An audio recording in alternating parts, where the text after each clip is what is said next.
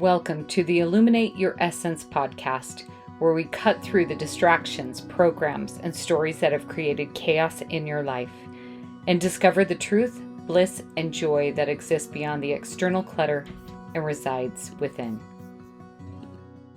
Welcome. I have in studio today one of my favorite humans on planet Earth. Her name is Angel Lynn, and she's made a profound impact on my life.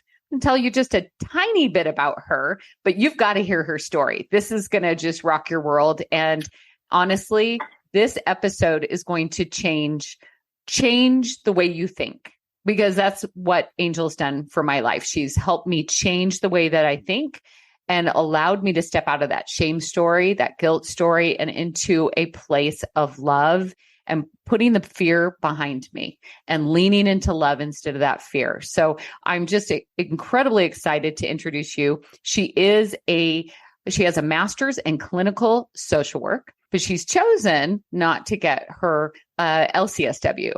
And I'm going to actually have Angel tell us why did you choose to be a life coach instead of a clinical therapist? Well, the short end of a 18-year-long story was that when I came out of graduate school, anxious to be a therapist, and I jumped into the field and hit the ground running, it was very soon afterwards that I was disillusioned by what I discovered in the field. I had been told social work was a helping profession. My experience in the whole system was that the interrelated system of mental health, insurance, pharmaceuticals is a big business. Mm-hmm. And I was disillusioned by the control in legislation and in treatment protocols that a licensed clinical social worker was a part of a larger system where I was not free to operate according to my heart or to spiritual inspiration because of the controls. And to be specific, many of my clients were being prescribed the exact same antidepressant. And as I did some investigation, discovered that there's a pharmaceutical representative coming to the clinic every month to bring a catered lunch for the staff and to have meetings, and that there were such things as incentives and kickbacks for the number of times somebody's prescribing a specific brand. So it's a sales pitch like, hey, sell our product, and here's the way that we would incentivize that. So you and your wife get to go on a cruise. You know, they might, I don't know what all was entailed, but when they're pitching things to the psychiatrist, and in all good faith, the psychiatrist is like, well, this brand is as good as another one. You know, they're doing their best to provide medication. On my end, as I sat with clients and saw that heavily medicated people they look like zombies. The light is gone in their eyes. And it numbs their ability to access their agency. So I would be talking to them about principles, and I don't think they could compute them because they were just numbed out of their feeling and a little bit foggy in their thinking. And so while medication is super helpful to stabilize a person that is in a downward spiral of deep depression, hopelessness, or suicide ideology, when I was looking at these charts, and people have been coming to therapy for 6, 7, 8 years, and what their issue is today is not really much different than what they started with 6, 7, 8 years ago. That's where I hit disillusionment. Like, I don't want to be a part of the problem or a system that's creating dependency. I want to help liberate the captives. I want to see people one time, if this were possible, and sometimes it has been, I want one hearty session with somebody and have them walk out changed. I don't want dependency. I'm not here for job assurance. And the insurance companies was another thing, being told this disorder can be paid for, but that condition can't be paid for. And having to play that insurance game where a therapist is asked to commit insurance fraud, not outright, but we're told this way: reassess the client and resubmit a new diagnosis so that they can get coverage. When I heard that, I looked at my supervisor and I was like, isn't that insurance fraud? And of course, oh, no, right? We have to cover our butts. It was unethical. And I just backed up and stepped out of the profession and kind of wandered for a while. I did 6 years of school for that, you know? And so then the miracle was that I had the education that could help me speak the language of cognitive behavioral psychology and human behavior and all of that wonderful education. And I knew exactly what I didn't want to be. And so then I became a mom, a homeschooling mom, in the next 14 years, found my heart and soul. So I combined that background, social work, psychology, with nutrition, which has a bigger impact on mental health than anything I saw in the medical world. True nutrition and movement can help your mind and mood and body significantly with no side effects. So I became passionate about those options. And then spirituality also added to that. So now I'm a life coach, and I prefer to be called a soul mentor because my aim is to help each client find their own soul and let their soul guide them. I don't want to create dependency on me or any other guru or expert to make you think that I have the answers for your life. So that's Hallelujah. Me in a nutshell. Hallelujah. Hallelujah. So Bring that's out all the we need choir. to say. And mic drop. Cut. That's all we got. So, I mean, can you guys see? Like, I just seriously want to go, yes, yes, yes. And honestly, you're speaking my language. Part of my language is because of your influence. I'm a transformational advocate, meaning I'm advocating that the transformation is happening in them, right? It's happening from within. We don't need to change them. They're not broken. Nobody's broken. The world would say they're broken, but they're not broken. And so, okay, I've got to start this discussion off right here. So the life that you live right now, you have said you have never been so peaceful and happy, and that you are in the zone of genius right now in your life. And yet this lifestyle that you have, Angel, right now is not really usually on someone's vision board. Let's be honest with you. Really? It's not. So I want you to describe where you live right now. I mean, this isn't going to be for forever, but you do choose this lifestyle. The last 2 years that I've known you, you've chosen a couple of months, 3 months to live this kind of lifestyle. So share where you're at and what you're doing and why you chose this. In worldly standards at this moment, like as of this week, I'm currently homeless. That's not how God termed it. When God invited me to let go of or lose all attachments back in June of 2021, I began to explore what that looked like. And it looked like being attached to a physical address, to a home, to a car, to a clinic where you work, to a relationship, a partnership, a marriage. Like, it was big. It was a big deconstruction of everything that I thought I was, my identity, where my security came from, and where I was getting meaning in my life. So at this moment, this week, I've been sleeping on somebody's porch in Oahu. I'm in Hawaii, which I love. Hawaii is a place that calls me to come home to it periodically to reset my nervous system by being close to the ocean and let the flow of the water just naturally reset my nervous system. No medications, no heart monitors, no, it's just come home and reset and align with truth, because nature doesn't lie. So I choose, it's not because I don't have a place to live. I actually have a home in St. George. It's not because of, I've been kicked out or ostracized by anyone. It's by choice that I choose to sleep in nature, that I choose to wander the community without a car and go by foot, sometimes by bus, and that I choose to listen to the breeze and ask the trees questions and ponder what the ocean has to say, which all sounds like woo-woo hippy dippy baloney stuff. If I had been hearing myself 5 years ago, I would have thought this lady is high. And I'll tell you, seriously, when I tell your story to people, they go, what? No, what? No, what? She's sleeping in a hammock in Hawaii. Yes. And I'm like, no, you have to hear her story, because once you do, you may even want to join her in another hammock. I've thought about that. I've thought about maybe I need a community where you could come and I would just have your hammock set up for you and we could all hammock together. Angel, I'm right there next to you. There's so many things. Yeah, there's so many things. Let me say one thing about the radical nature of living in a hammock, which is what I did last year here on Hawaii, on Oahu. But just one thing, if you can get past what your mind tells you that looks like or that is, or I want you to stop all the analyzing and picture yourself being in a hammock. And the temperature is 75 to 78 degrees.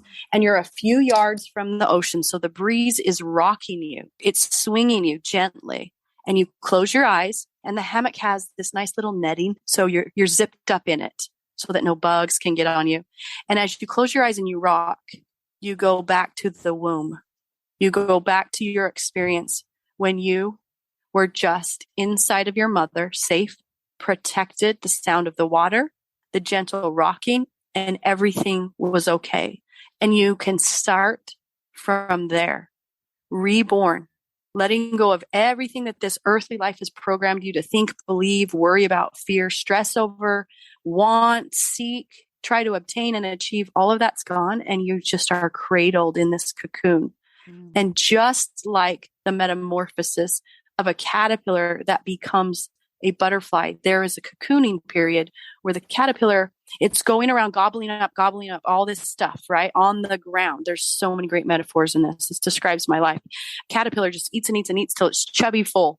And that was me going after personal development and learning and progressing. And what could I do more to make myself the kind of person I'm supposed to be and fulfill my potential and rise to the measure of my creation? I was gobbling it all up: righteousness, education, parenting skills, relationship skills, gobble, gobble, gobble on a ground level. And all it did was made me fat and tired physically, mentally, emotionally, spiritually. And I was stuck at ground level. But my soul said, you were designed to fly. It kept whispering, you were designed to fly. And I couldn't see it. How can I fly? Everything's so heavy. I was stressed. I had adrenal fatigue, Hashimoto's, chronically elevated cortisol levels, and I was pre-diabetic, health problems. How do you fly when you are weighed down? And then there became the deconstruction phase when I really surrendered to God. And when a caterpillar moves into its chrysalis, did you know it dissolves into mush? This is a step. Unbelievable. Yeah, you can watch videos on it. It's not that it just crawls in there and it grows wings. No, it dissolves into mush, meaning everything it thought it was has to go back into an organic matter form. And then from that space, it begins to grow anew. From those materials, from those elements, from the DNA, though, it springs forward, this metamorphosis, and emerges as a butterfly, now a creature that is free to fly where it wants to fly, so far above the ground, no longer gobbling up all the same stuff. It is beautiful and free, and its perspective is so much different than the ground level perspective that it had as a caterpillar. And that's how I feel. And my physical time in a hammock on the beach was very much a transition for me, where I began to lose and continue to shed my attachments to everything the world has taught me was important or valuable or gave me worth and value. You know, I know that this is the question that's out there, because this was a question that I had. I was like, this sounds incredibly beautiful and wonderful and fantastic. How did you get there, though? Because we have lived in this world that has programmed us, that has told us the recipe for success. And most of us have bought into it. I mean, you do life this way, you get good grades in high school, you go to college, you try and get a scholarship to pay for it, you get married, you have children, you get the good job, blah, blah, blah, blah, blah, blah, blah, blah, blah, right? Stress, rinse and repeat. Stress, rinse and repeat. Exactly. And people, and we all know, most people are overwhelmed, frustrated, and feel like they're going to self-implode inside. If people are real with you, 95% of us are suffering inside. We don't tell anybody because we've got the Instagram that proves that we're doing okay.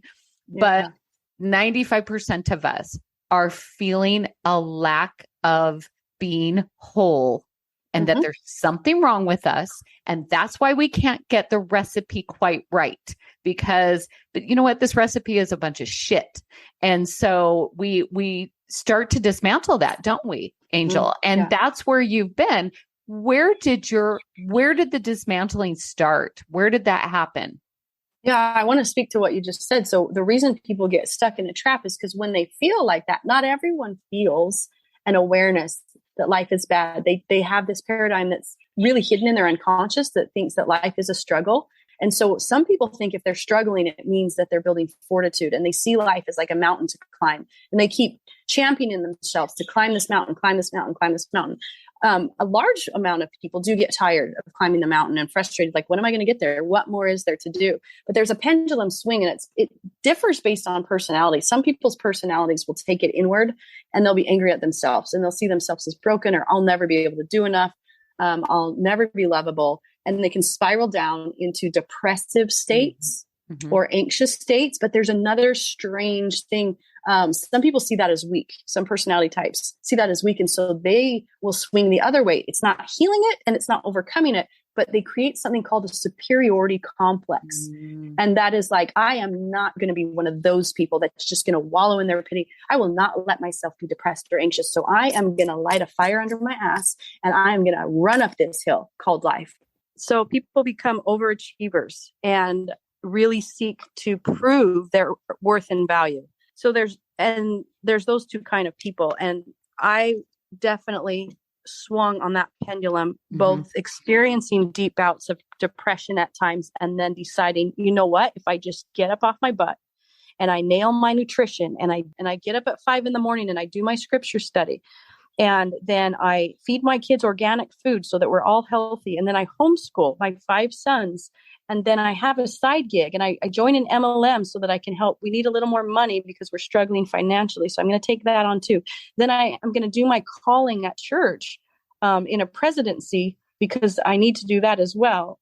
That was what I was doing, was I was trying to force myself up this ladder of success that the world had taught me. This is what's right, successful. And it's how you find happiness and it's where you'll find peace. And in that process, I started to feel like a hamster on a wheel. I was in a cage. I was in a box. I kept trying to run faster and faster to do more and more of the things that the world had told me were right and true. And I was not moving anywhere. The faster I ran, the faster that wheel went. There was just always more to do. And I ended up being like this chubby little hamster that just fell over once. I just fell over. I remember really, this was a visual. After I had gone to the doctor and I got all of these results from my tests and they were all saying how many health problems, it's like, well, what the heck? What more can I do? And in this visual, I was seeing me as this little gray, chubby hamster that fell over on the wheel and the wheel stopped spinning and I'm just laying there. And that's when I was like, God, what more can I do? And all of a sudden, I picture an image of the Savior sitting outside of this hamster cage, just resting his chin on his hand and just like, are you ready to get out of there? And I was like, yes, please. And then he reaches over and he opens the latch on the top of the cage and puts his hand down into the cage and lifts me up in his hand and brings me out of the cage and just holds me. And what that looked like, this was an actual visualization I had, but it was only after that had been happening in my life. I ran into and met mentors who started to coach me in a paradigm shift. I found the realm of consciousness and spirituality as a genre of writing. I had never heard about it or read about it, even in all my college years.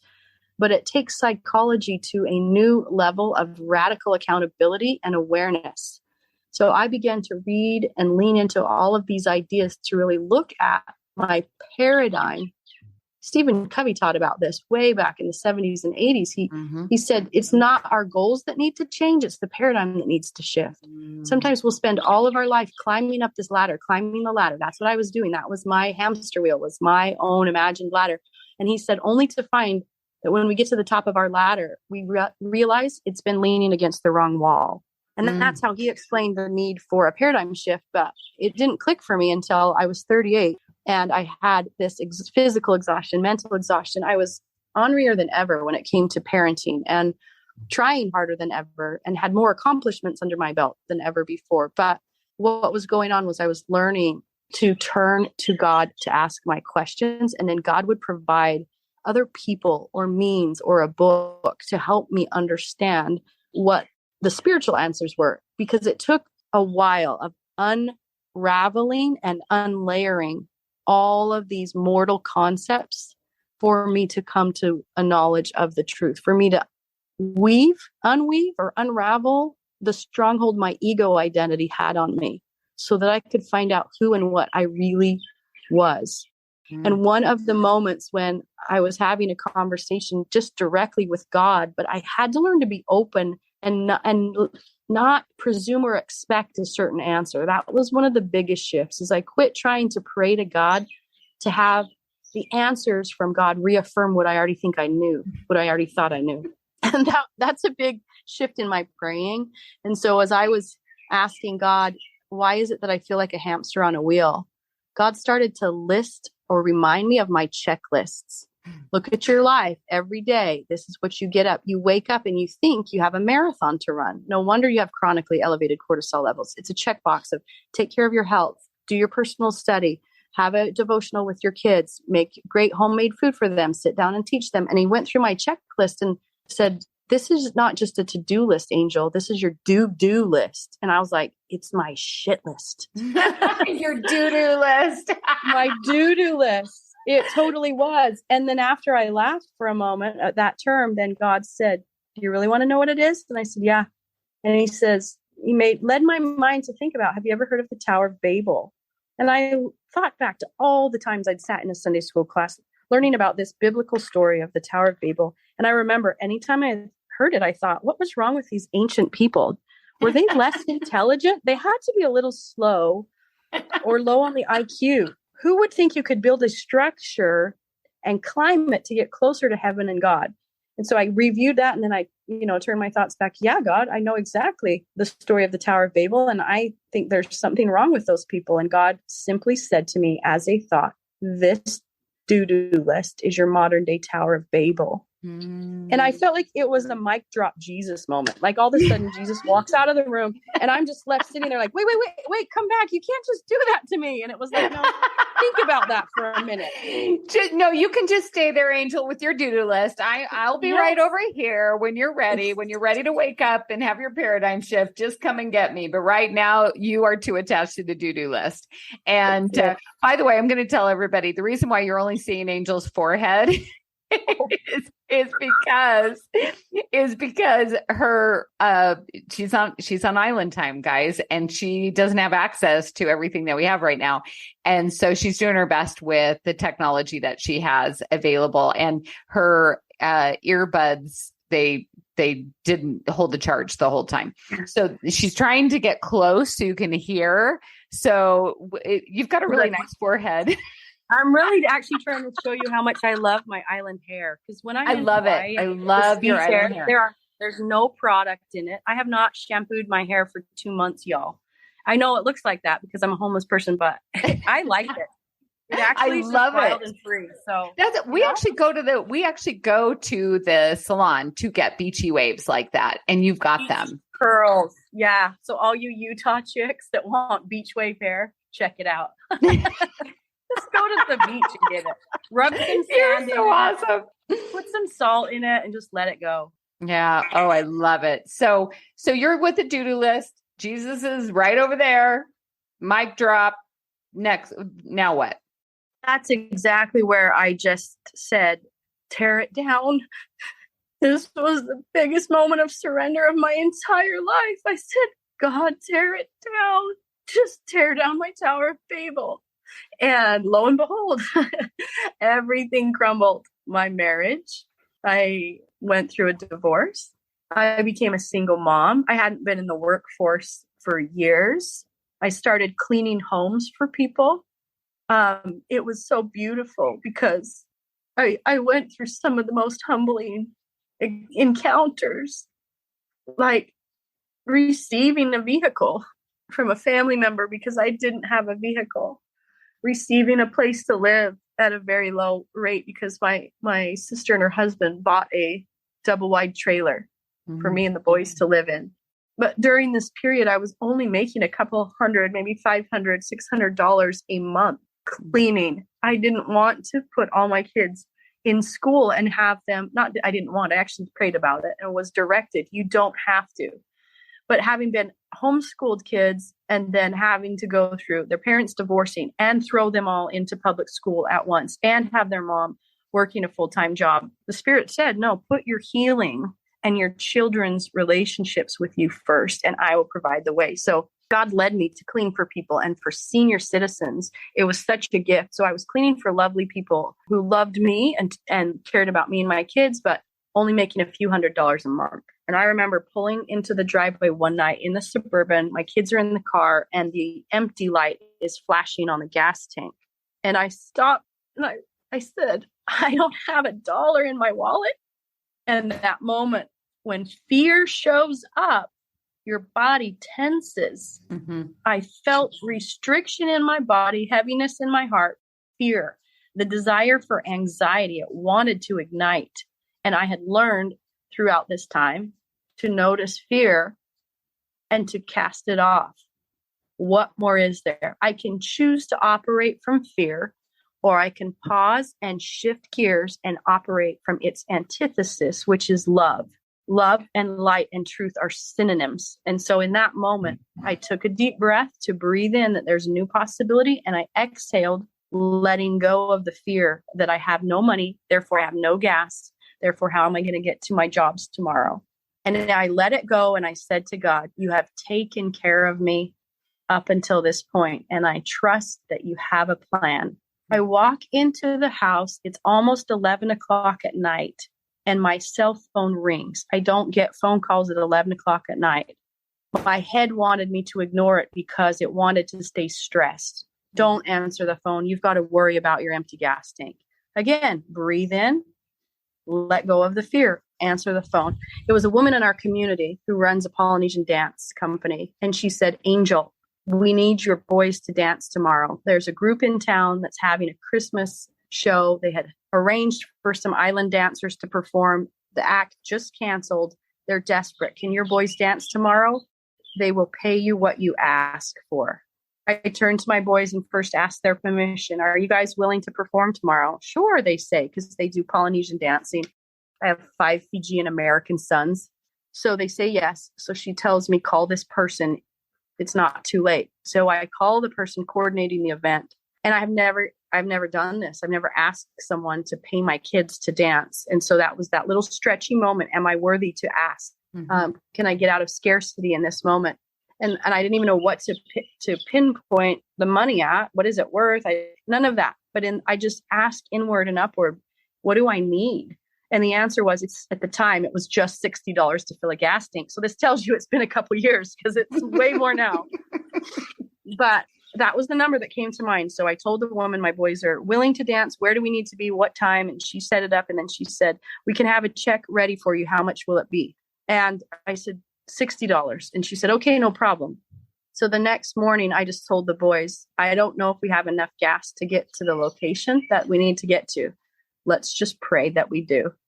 And we did. We made it. We performed. They handed me a check. We coasted downhill to the Chevron, filled the tank, and it has just continued to evolve from there, letting go of my Tower of Babel so that I could find God. I stopped trying to prove and earn and work my way into God's presence and immediately found that I can be in, and I am in. My soul is in God's presence all the time. I have to learn to detach from my ego, which lives in the world, and listen to, talk to, and be with my soul, be guided by my soul. And as I do so, I'm walking in the presence of God, be in the world and not of the world. All of these little phrases I had heard growing up just started clicking into place. Oh my word, Angel, I just can't tell you. I feel tingles all through my body, which means that is truth. That means truth in my body.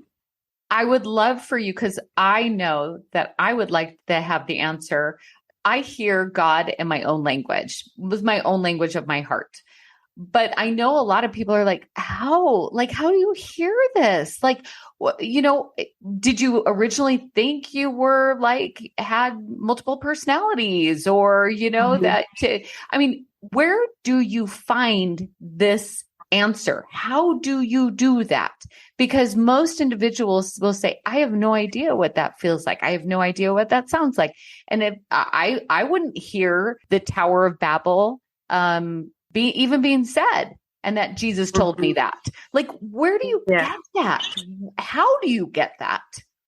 Well, a long time ago, I began to be so curious about the common belief system among many women in my church, because I would hear them say in the church classes things like, I don't know the difference between my voice and the spirits. Or they would say things like, I'm no scholar, I'm no scriptorian, I'm no church scholar. There was all these little nuances about how women are not divinely connected. Like women don't receive and speak scripture. Women don't receive revelation. They do for themselves, but it's not like important enough to have it be recognized outside of themselves. So that was one thing that I did challenge, because as I started talking with God, I did wonder. And then I would have the moments of being in the presence of God that were bliss and freedom, and then slipping back into my ego, my natural man, my human self, that were restrictive, tense, stressful, overwhelming. And that looks like bipolar. Mm-hmm. And so, yes, I did many times think, do I need a therapist? Do I? Yeah. And I checked in. I checked in with therapists. I checked these things out. But it was a process over a period of months, really, from having that hamster falling down moment of I can't do this anymore to God, show me what is really true and possible, that I learned. And I'm going to give you a few steps, but I'm going to tell you all of this is described in memoir form and in self-help form in my upcoming book called Soular Evolution, spelled SOUL, Soular Evolution, A Mormon Woman's Transcendent Journey to Love. And it is a lot of information. So I'm going to give you the Reader's Digest answer to your question. How do you listen to yourself? You first have to know there are two selves that live inside of you.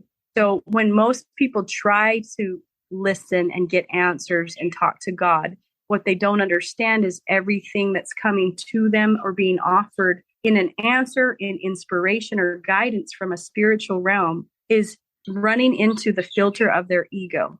And their ego, their natural man, is the part of them that has been programmed and conditioned by human beliefs, societal beliefs, cultural beliefs, family beliefs, schooling beliefs, political party beliefs, your peers, and then finally your own mortal interpretations of what does all this mean about me? So there's all of that makes up who you think you are. And that part of you operates from the energy of fear. So when you have a fear-based thought, it has to be noticed. Is this coming from fear or love? That's the first question. What I'm telling myself right now, what I'm thinking, what I'm believing, what I'm saying, can I pause and look at the thought as something separate from me? Instead of we over-identify with our thoughts. We think it's true because I thought it. And it's true because I have this evidence. No, you're just actually collecting more data about your beliefs. Mm-hmm. You're not reaching into the realm of what you don't know. And God lives in the realm beyond what you see with your eyes and you've known as a mortal. So you can't get godly answers by constantly regurgitating the beliefs of your human environment. You have to recognize that's a thought. Is it coming from love or fear? It's fear-based. And some people are like, no. You can find out by saying, what am I afraid of? Take it as a question. What am I afraid of? And, I'm actually afraid of this. That's why I'm angry. Anger's always a mask for fear. That's one example. So if you can find that it's anchored to fear, then say, who or what taught me to think this thought? Like, where did this belief come from? Where did this idea come from? And it will be anchored to a mortal, a human, some earthly experience you've had. And that's what I discovered. If that's the case, if there's fear and this thought has come from any human idea, then there's a potential margin of error. Mm-hmm. It might not be absolute truth according to God. And that's where I put my foot in the door as a wedge to start prying my awareness away from my ego to then set it aside and turn completely the other direction, which is to notice I have a soul, to believe I have a spirit that was divinely designed and fitted with light receptacles to be able to recognize and discern truth. And those look like, one, my body. My body's a vessel of truth, just like a polygraph test works. Lie detector tests measure physiology to determine whether a person is lying or telling the truth. And you touched on, I'm getting tingles all over my body. That's one way I recognize truth. That's an evidence that every one of us can do our own lie detector tests. We can learn to listen to our bodies and notice when fear, lies, anger, jealousy, shame, guilt are in our bodies because of what we're thinking or hearing from someone else. Our bodies will respond with restriction. And the opposite is true. When truth, light, and love are present, it will relax and expand and release. So I started to notice and listen to my body. My heart either feels heavy or it feels free and at peace. Those are two things that helps me start to know if I'm talking to my soul. My soul, I discovered by asking God, show me my soul. That question, I want to know. I had to first have the desire, the hope that something was there, and then ask the question. And those are key elements as well. Have a desire to change, have a desire to see something than the story you're telling yourself, the egoic way of thinking. And then ask questions. Questions precede revelation. Questions are where we find answers. So it was the question of, show me my soul. Do I have a spirit? And then being able to be brought into the presence of my spirit in a visualization and recognizing she has no fear. She has no ego. She has no attachment to mortal ideas. She's so much more than that. She's a vessel of light and love. So if I ask her a question, she can't lie to me and she can't mislead me and she can't lead me astray. So in all of this, there was that side theme I had been taught. You can be led astray if you listen to anything other than what we tell you, what's published in our materials and all of that. That was from my religious upbringing. And so I had that fear. Am I being led astray because I'm doing things a little bit differently than how I've done them in the past? And I just took it in that meditation with my soul. And I said, can I be led astray? And my spirit laughed. Only if you trust your natural man, only if you defer to the programming of the world, I will never lead you astray. You as your core self angel, your true identity as a daughter of God, can't be fooled. You have to find that place inside of yourself. And it's a practice to start discerning what's truth and what's error. And over time, by acting on it, I'd ask my soul questions and she'd bring me answers. As I acted on them with courage, that's how I began to see the manifestation of truth. Yeah. And I was like, oh, this is true. And it's totally different from what I had been telling myself was true. So I grew in my confidence in listening to that inner voice, trusting my heart. And that's how I ended up here. That's how I can live sleeping on somebody's porch because all of the fears are gone that say that I have to have a house and I have to have plumbing and I have to have air conditioning and I have to have a car because I have to have a job so that I can pay for all these things that I have. And you know what? I got rid of my belongings. When you don't have stuff, there's nothing to pay for. So, and here I am. I still exist and I exist in Hawaii. People work so hard to dream about a vacation in Hawaii. And I just come here for months at a time and celebrate and live in and praise the creation of God in nature. It's like God's hosting a cocktail party and I get to go every day. I love this. I feel like what you're saying in another way is we can start to become the observer in our life. And we can start to see that there are two different voices, right? We've got that ego man. We've got that monkey inside of our mind that never shuts up ever. It never shuts up unless we learn to be quiet. We learn, a lot of individuals don't feel like they can meditate, but it is a practice. You can get there. You can start to quiet that. And it's even okay if different thoughts come in because sometimes those thoughts are associated to our soul and to our heart's desires and the answers to all the things that we are having. But if it's jumbled and we feel chaotic and we feel overwhelmed and we feel fatigued, you can pretty much bet it is from this space here, from the ego, from that overactive mind. Usually what I find when I'm really listening to that heart space is very expansive. It's very peaceful. It's very calm. And when I get there, that's usually when I can hear the difference and I feel the difference in my body. Now we're going to have an entire podcast based on getting safe, feeling safety, feeling like getting back in our bodies and regulating our nervous system, because it's really hard to pick up on the nuances of our soul when we're so distracted by our body that isn't really feeling safe.